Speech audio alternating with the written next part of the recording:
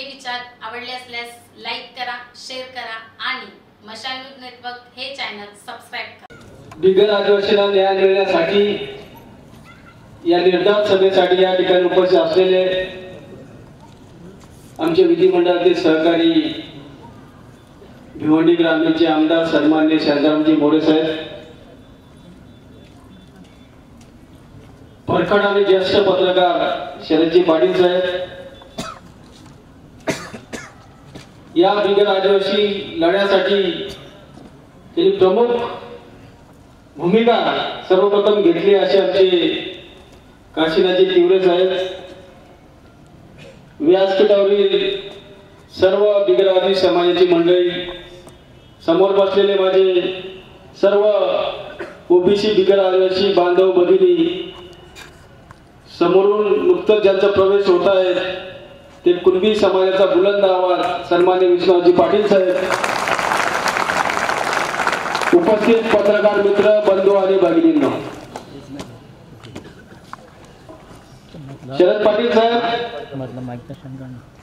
टाकाला जायचं, गाडगं दाखवायचं, खायचे दात आणि दाखवायचे दात वेगळे अशी पांडुरंग बरोबर नाही, माझ्या वडिलांनी शिकवणं आम्हाला दिलेली नाही। बोलायचं परखड बोलायचं, मग ते त्यासाठी योग्य आहे अयोग्य आहे त्यासाठी आपण शेवटपर्यंत त्यांच्या बरोबर राहायचं, ही भूमिका या ठिकाणी आम्ही घेतलेली आहे। ज्यावेळेस खरं पाटील साहेबांची मुली वाचत होती, बरे आले लवकर, आणि मला पाटील साहेब पुढचा माझा कार्यक्रम आहे, त्या कार्यक्रमाला जायचं आहे आणि म्हणून मी लवकर बोलून या ठिकाणी जाणार आहे, पण तो आपल्या या लढ्यासाठी शुभेच्छा देऊनच किंवा प्रयत्न करण्यासाठी शेवटपर्यंत आहे। ज्यावेळेस 2014 साली आदिवासी ग्रामीण भागातील जो पेसा क्षेत्र आहे, हा पेसा क्षेत्र घोषित झाला, त्यावेळेस त्या पेसा क्षेत्राचे जे तालुके आहेत ते तालुके तिथल्या वर्ग 3 वर्ग 4च्या ज्या नोकऱ्या आहेत त्या 100% त्या ठिकाणी आदिवासींसाठी आरक्षित करण्यात आल्या। तो अध्यादेश राज्यपालाच्या माध्यमातून पारित झाला आणि तो अनेकांना त्या ठिकाणी समजला नाही कधी तो अध्यादेश पारित झाला, परंतु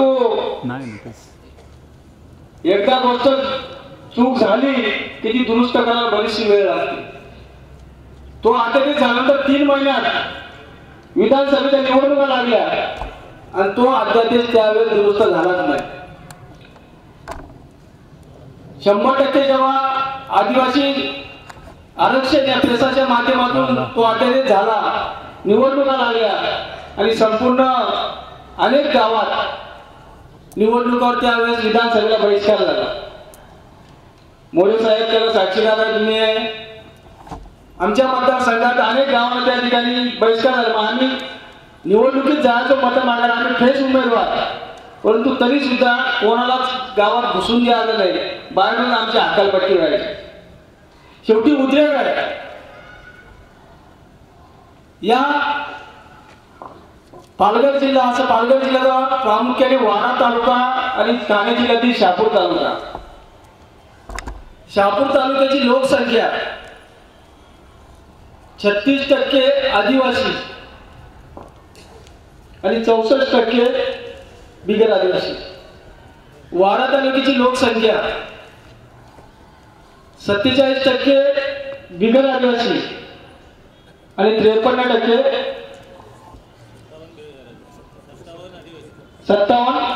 53% म्हणजे 50%च्या आसपास या ठिकाणी लोकसंख्या आहे। असं असताना जेव्हा या दोन्ही तालुक्यात इथला सरपंच आदिवासी, सभापती आदिवासी, वाडा तालुका एवढा नशिबाने व्यक्ती आमदार 2 खासदार आहेत, परंतु ते सुद्धा आदिवासी, आणि म्हणून पाटील साहेब माझी निवडणुकीपूर्वी भूमिका तीच होती की बिगर आदिवासीला न्याय मिळण्यासाठी आमदार नंतर मी प्रामाणिकपणे प्रयत्न करणार, शेवटपर्यंत तुमच्याबरोबर राहणार। माझी तीच भूमिका आज आहे। ज्यावेळेस 48ची बैठक झाली त्या 48च्या TSC मध्ये जनजाती सल्लागार परिषदेच्या बैठक मध्ये हा निर्णय झाला 100% आदिवासीचा। 2049वी TACची जेव्हा बैठक झाली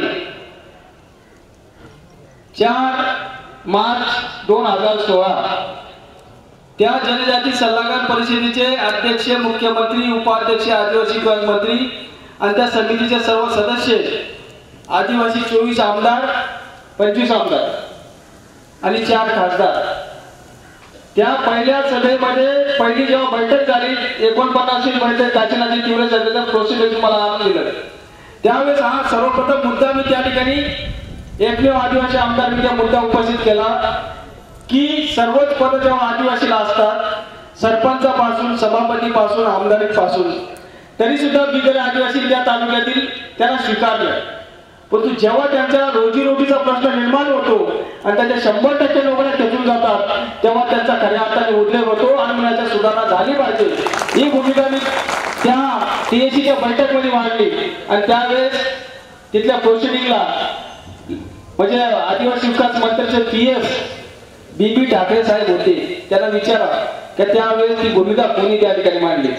त्यावेळेस मांडल्यानंतर आमचे शांताराम मोरे साहेब असतील, आम्ही विविध पक्षाचे आदिवासी आमदार आहोत, परंतु या विषयावर बिगर आदिवासी न्याय मिळण्यासाठी आम्ही सर्वांनी सहमती दाखवली आणि त्यांच्यावर मुख्यमंत्र्यांनी सांगितले की 2 महिन्यात याच्यावर सनदी अधिकाऱ्यांचे मुख्य सचिवाच्या अध्यक्षतेखाली एक आपण समिती तयार करू आणि त्याचा अहवाल पुढच्या TACच्या बैठकीत म्हणजे जनजाती सल्लागार परिषदेच्या 50व्या बैठकीत आपण तो अहवाल पारित करून तो राज्यपालांकडे त्वरित सहीला पाठवून ज्या ठिकाणी जी लोकसंख्या आदिवासी आहे त्या ठिकाणी लोकसंख्येप्रमाणे म्हणजे औषधा करण्याची भूमिका त्या बैठकीत, त्या 49व्या बैठकीत घेतली. परंतु 4 मार्च 2016 आजची तारीख किती? 3 फेब्रुवारी 2019, 3 वर्ष झाली बैठकच लागली नाही. 3 वेळा बैठक लागली TACची. आम्हाला अजिंठा यायचे आणि दुसऱ्या दिवशी मांजरच आडवी जायचे. कुठली मांजर होती काय नाही, परंतु आम्ही प्रामाणिकपणे आम्ही आदिवासी असलो तरी आम्ही लोकप्रतिनिधी आहोत, लोकप्रतिनिधीला कधी जात नसते. आम्ही आदिवासी आहोत, 65% बिगर आदिवासी आम्ही या ठिकाणी प्रतिनिधित्व करतो. ती भूमिका या ठिकाणी आमची काली होती, आज आहे. आणि जर ही TACची बैठक, जनजाती सल्लागार परिषदेची बैठक पाटील साहेब दरवर्षाला पाहिजे असते. म्हणजे फक्त याच्यासाठी नाही की आदिवासींच्या विविध विषयांवर कुपोषण होतो तर त्यावर काय भूमिका घेतली पाहिजे हे ट्रायबल ॲडव्हायझरी काउन्सिलमध्ये ती भूमिका त्या ठिकाणी घेतली जाते. परंतु दुर्दैव असं आहे का आदिवासी विविध योजनांसाठी किंवा बिगर आदिवासीच्या प्रश्नासाठी 3 वर्ष झाली आपली ट्रायबल ॲडव्हायझरी काउन्सिलची पाटील साहेब बैठकच न झाल्यामुळे हा प्रश्न प्रलंबित आहे. जर ही 50वी बैठक जर 2017ला झाली असती तर आतापर्यंत हा प्रश्न तुझा निकाल लागला असता. आणि यासाठी आमच्या आदिवासी आमदारांनी त्या ठिकाणी सहमती दर्शवलेली आहे की ज्या लोकसंख्येप्रमाणे तो नोकर भरती व्हावी, त्यांना औषधं द्यावं, ही भूमिका आमचे आमदार म्हणून आहे. परंतु आपली परिस्थिती अशी पाहिजे, काखेत कळसर यावला वर्षा 100 मीटरवर आपले आदिवासी विकास मंत्री साहेब आहेत, ते ठरवतील लगेच होईल. ते ठरवतील तर लगेच होईल का हे सर्व भूमिका त्यांच्या हातात आहे. आता तुम्ही त्यांच्याकडे गेलेली भूमिका मांडली.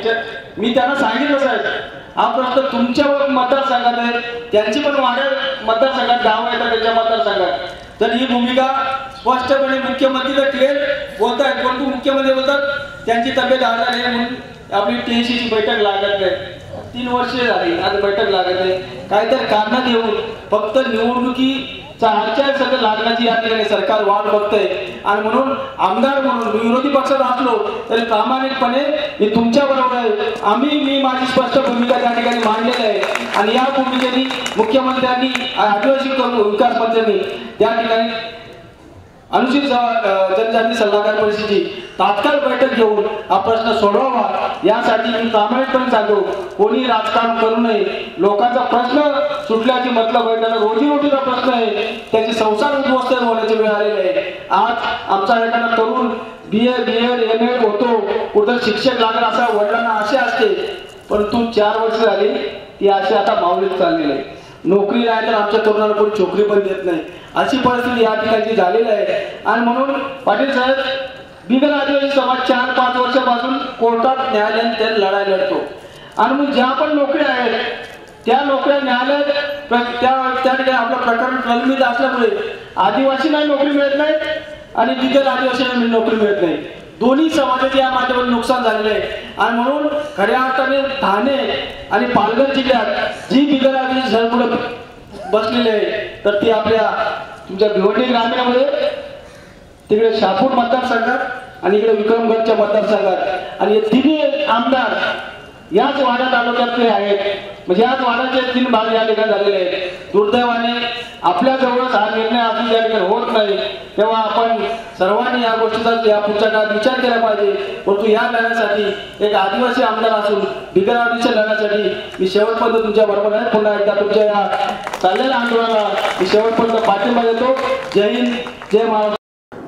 मित्रांनो, मशाल न्यूज नेटवर्क हे चॅनल जर तुम्हाला आवडलं असेल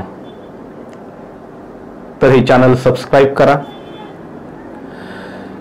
तिथे असलेलं बेलचं आयकॉन तेही दाबा, म्हणजे तुम्हाला नोटिफिकेशन तात्काळ मिळत राहतील. आमचे नवनवीन व्हिडिओ हे तुमच्यापर्यंत पोहोचत राहतील. गेली 25 वर्ष मशाल हे वृत्तपत्र जसं तुम्ही सांभाळून घेतलं तसंच हे चॅनलही सांभाळून घ्या अशी तुम्हाला विनंती करतोय. आणि ज्यांनी हे सबस्क्राईब केलं नसेल त्यांनी त्वरित हे चॅनल सबस्क्राईब करून आम्हाला सहकार्य करा. धन्यवाद.